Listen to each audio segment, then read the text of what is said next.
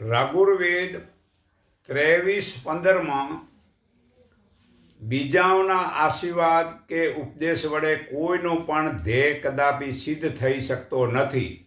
એના માટે તો પોતાના શરીર, મન અને આત્મા વડે સત્કર્મ તથા પરોપકારના કાર્યો કરવા પડે છે. ભારતના લોકોનું તથા ધર્મમાં પાલન થયેલાનું જોવા મળે છે. તેઓ મુખ્ય કારણ શું છે? એક તો કહેવાતા બ્રાહ્મણો ધર્મને પોતાના પેટ ભરવાનો સાધન બનાવી દીધું છે. તે પોતાનો ધંધો ચાલે છે. તેમણે લોકોના મનમાં એવી જડ માન્યતા બેસાડી દીધી છે કે ભગવાનની મૂર્તિની પૂજા કરો, બ્રાહ્મણની સેવા કરો, તેમને દાન દક્ષિણા આપવાથી તમારી બધી જ ઈચ્છાઓના ફળ મળશે. તો આવા બ્રાહ્મણોના આશીર્વાદથી શું મનુષ્યને પાપના બંધનમાંથી છોડાવી શકે છે? જો કોઈના આશીર્વાદથી જો બીજાનું કલ્યાણ થઈ જાય તો આજે સંસારમાં કોઈ પણ દુઃખી જોવા ન મળે. આવા સ્વાર્થ અને વિચારોને કારણે જ લોકો આળસુ અને કર્મને છોડી દે છે. તે પોતે કાંઈ કરતા જ નથી. તેથી ભારતના લોકો પાછળ રહી જાય છે. આશીર્વાદ આપવો એ ગૌરવવાળી જવાબદારી છે. સ્વાર્થ અને સક્ષમ મનુષ્યને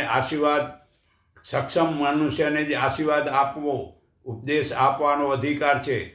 આશીર્વાદ આપતી વખતે પાત્ર કે કુપાત્રનું ધ્યાન રાખવું જરૂરી છે. જો મનુષ્ય પોતે કાંઈ જ ન કરે અને માત્ર આશીર્વાદના ભરોસે જે ભાગ્યવાન આપશે કે ભગવાન આપશે તે ગુરુ વગેરેના આશીર્વાદથી જ પોતાની ઈચ્છાઓ પૂરી કરવાની આશા રાખી બેસી રહે, તેના જેવો મોટો મૂર્ખ બીજો કોઈ નથી. ધૃતરાષ્ટ્રે પણ મહાભારતના યુદ્ધ પહેલાં અર્જુનને વિજયનો આશીર્વાદ આપ્યો હતો, પરંતુ દુર્યોધન પોતાનો પુત્ર હોવા છતાં તેને વિજયભર આશીર્વાદ માગવા છતાં આપ્યો નહોતો, કારણ કે કાર્ય ખોટું કરતો હતો. ઉપદેશ કે આશીર્વાદ માત્ર પુરુષાર્થને બળવાન બનાવવાનું જ કાર્ય કરે છે.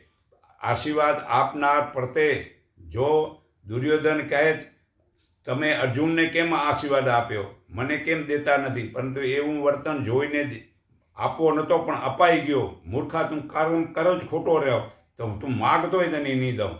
તો આશીર્વાદ આપનાર પ્રત્યે જો આપણી સાચી શ્રદ્ધા ભાવના હોય તો આપણામાં મનમાં ખૂબ જ ઉત્સાહ જાગૃત થાય છે અને બીજાને કાર્યની સફળતાનો વિશ્વાસથી ચોક્કસ કાર્ય થાય છે તથા તે સત્યકર્મ તથા પરોપકારના કાર્યમાં લાગી જાય અને તેને વિકાસ થાય છે અને એવું કાર્ય કરે છે.